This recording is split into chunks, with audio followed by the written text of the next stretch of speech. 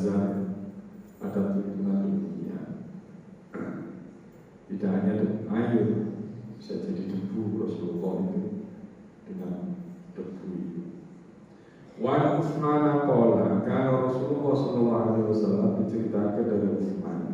Kana Rasulullah sallallahu alaihi wasallam, ketika Rasulullah sallallahu alaihi kana Rasulullah kana ono sapa Rasulullah sallallahu alaihi wasallam idza faragha min dafnil mayyit, idza faragha tatkala wis rampung sapa Rasulullah min dafnil mayyit, saking ngubur mayit, saking mendem mayit. Waqafa alaihi, mongko meneng sapa Kanjeng Nabi, ngadeg sapa Kanjeng Nabi alaihi ing atase mayit, ing atase kuburan. Wa qala lan dawuh sapa Rasulullah, istaghfiru li akhikum, padha njaluk sepura sira kabeh li akhikum maring dulur sira kabeh. Wa as'alu lan padha njaluk sira kabeh lahu maring dulurmu sing mati mau at-tathbita ing tetepi iman.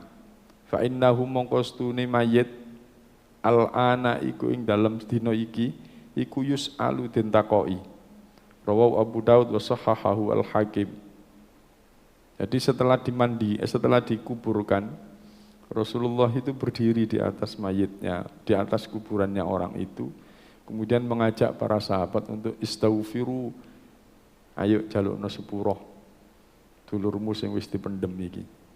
Was'alu lahu al-tasbita, dan jalukno nanggone Gusti Allah bahwa dulurmu sing wis dipendhem iki jalukno ben imane tetep pada waktu ditakoki malaikat mungkar nakir. Sebab saiki dulurmu sing dipendhem iki ditakoki karo malaikat mungkar nakir. Nah, hadirin jamaah rahimakumullah, kalau saya baca di niki nih, apa niki?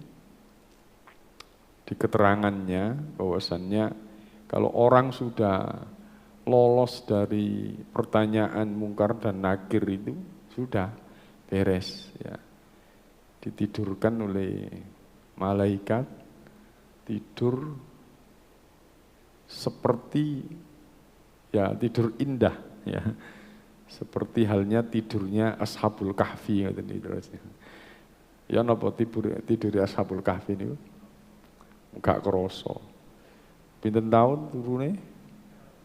309 tahun terus iki. 309 tahun. Ketika dibangunkan, ada yang mengatakan rasane turu kaya sedina sewengi. Ana sing ngomong kaya ya sik setengah jam lah. Itu apa namanya, mengajarkan kepada kita bahwa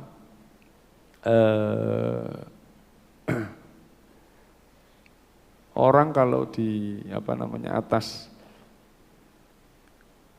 kuasanya Allah, orang ditidurkan itu, orang ditidurkan berapa? 300 tahun, 309 tahun itu ya tidak berubah ya, tidak berubah.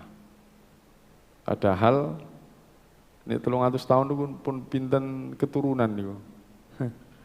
Dibagi swidaan berarti pinten 5 ya. 5 generasi ya. Nah, sementara si Ashabul Kahfi itu tidak berkurang sedikit pun, tidak bertambah tua dan tetap bangun dalam kondisi itu. Nah, kinten-kinten nek turu 300 tahun langsung iso ngadeg napa mboten? Ya Allah ya. Enten pangeran di Arab itu yang apa namanya? Tidur ya. Tidur pun pinten tahun itu. Nah, 18 tahun atau 19 tahun ya. Tidur ya. Tidur dalam kondisi koma. Sekian tahunnya. Iku nek tangi ngono ya gak iso langsung mlaku niku Bu ya. Ojo maneh turu ngono. Panjenengan nate niku apa? Katakan kula riyen nate jenenge tangan nih di napa? Di gift niku ya 1 bulan. Untuk mengembalikan sok ngene-ngene maneh kira-kira piro? Suwe, sabulan baru iso tenanan ngene.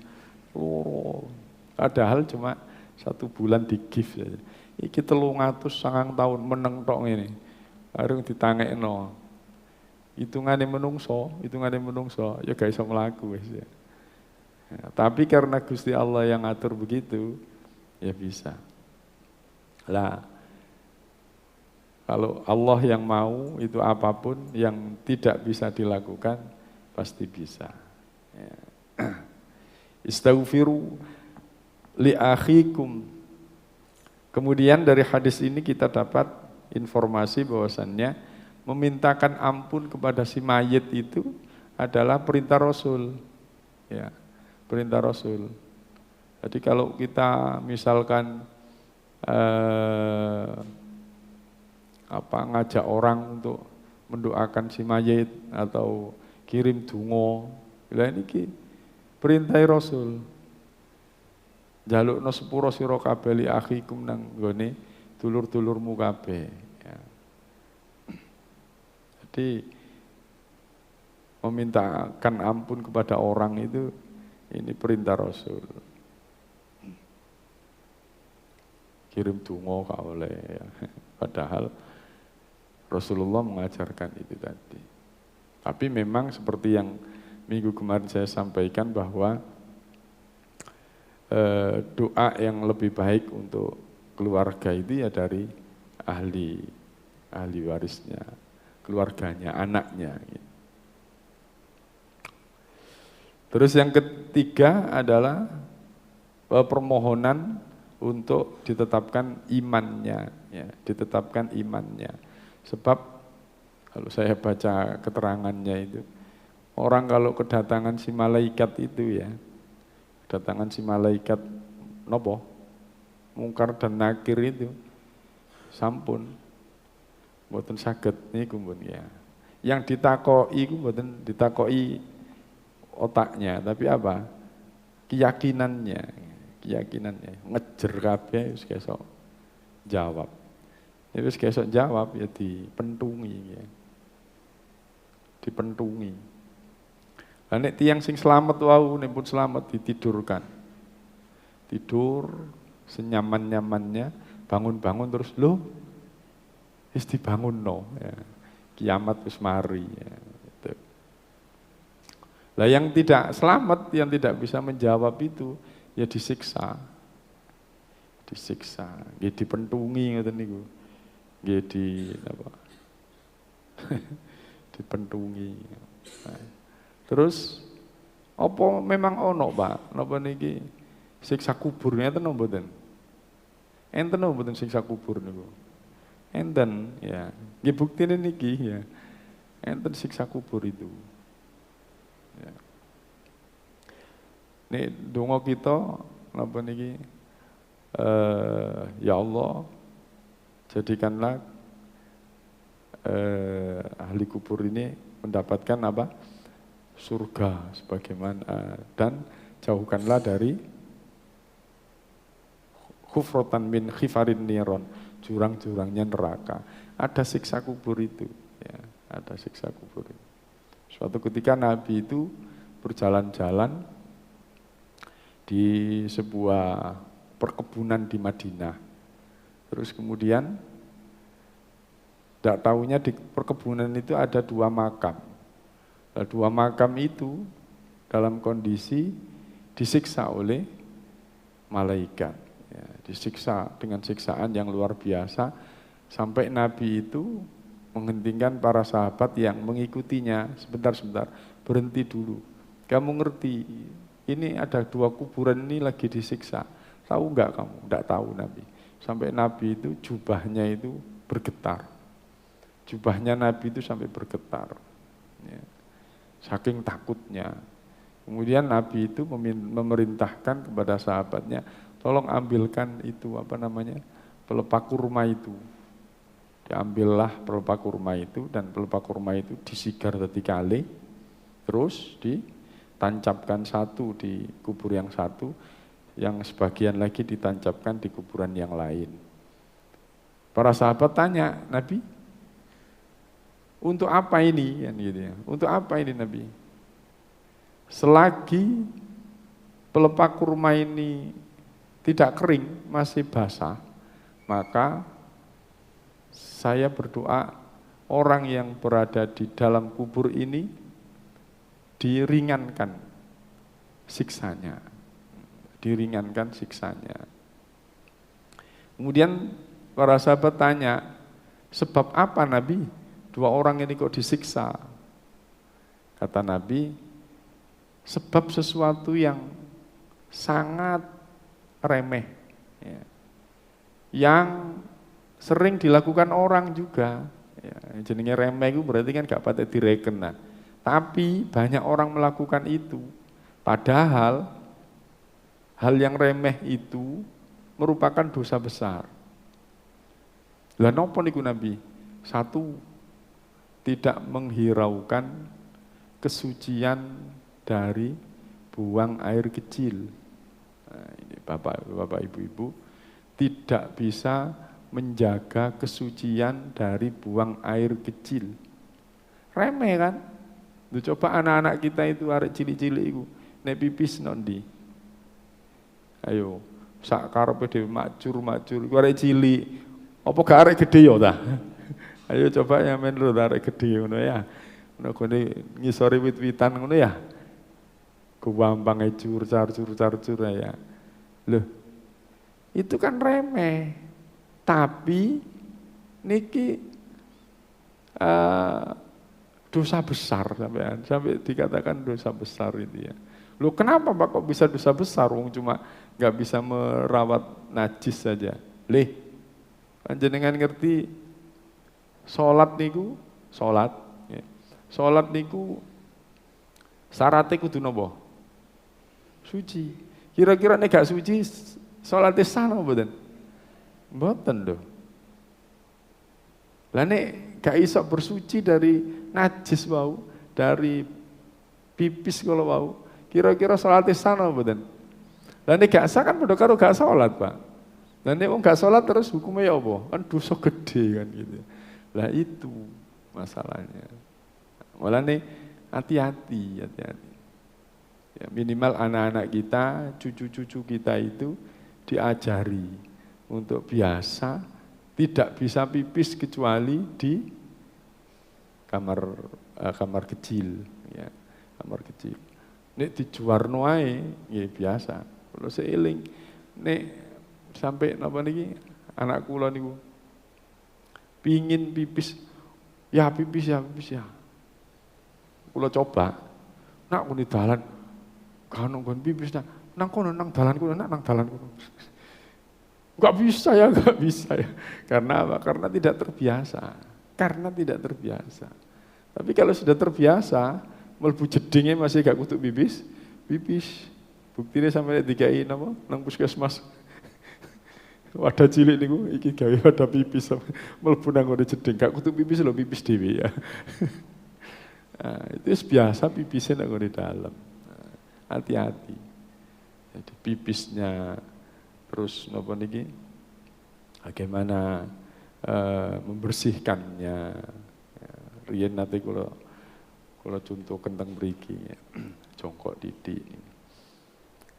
Yang kedua sebab apa? Sebab adu domba. Adu domba niku napa? Wedhus loro didu. Adu domba niku napa? Ngedu. Adu-adu. Si A ngomong nang si B, on wingi ku dielek-elekno si C.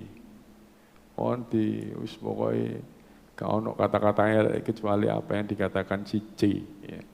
Nah, mari ngono si A iki ketemu si C ngomong, "C, on ngerti, aku ingin ketemu si B. Ngomong iku welek tentang dirimu. Pamane aku dadi awakmu pasti aku ngamuk." Kira-kira si B karo ketemu C, kira-kira dadi apa? Gegeran. Lah nek wis gegeran si A iku biasanya tinggal tepuk-tepuk ngene ya. Asik ngene ya. Iku wong napa niki adu domba niku ngoten. Lho Pak, kok iso Pak adu domba iku dadi napa niki dosa besar? Sebab hasil akhir dari adu domba itu adalah perselisihan. Dan puncak dari perselisihan adalah pembunuhan. Sehingga dua hal yang kecil, yang remeh, ya, menurut kita remeh. Ada yang mengatakan ini dosa-dosa biasa, sehingga dilakukan biasa. Tapi itu efek sampingnya sangat besar. Efek sampingnya sangat besar. Itu bukti bahwasannya di dalam kubur itu ada siksa. Nah, terus ajaran lagi yang dari situ itu dulu kalau di sana membawa napa niku wau pelepah kurma, tapi teng mriki mboten enten pelepah kurma. Kata bunga ben ketok indah. Kuburane dikai bunga, dikai wangi-wanginya, ya. Dan apakah yang tidak boleh itu kan napa niki pemborosan dan mubadzir, ya. Ini kan tidak juga karena di Indonesia bunga melimpah, tidak masalah. Lah harapannya sama dengan nek panjenengan tenggone makam itu kudu duwe anggapan wis ngelakoni apa yang dilakukan oleh Nabi, memberikan bunga ini dengan harapan kami seperti harapannya Nabi, selama bunga ini belum kering, semoga ahli kubur yang di dalam ini diringankan siksanya di dalam kubur. Harus begitu. Nek mboten ngoten, cuma tekom harus didele-dele terus mulu plencing ngono kira-kira. Ya karena artine, ya. Enggak ada artinya.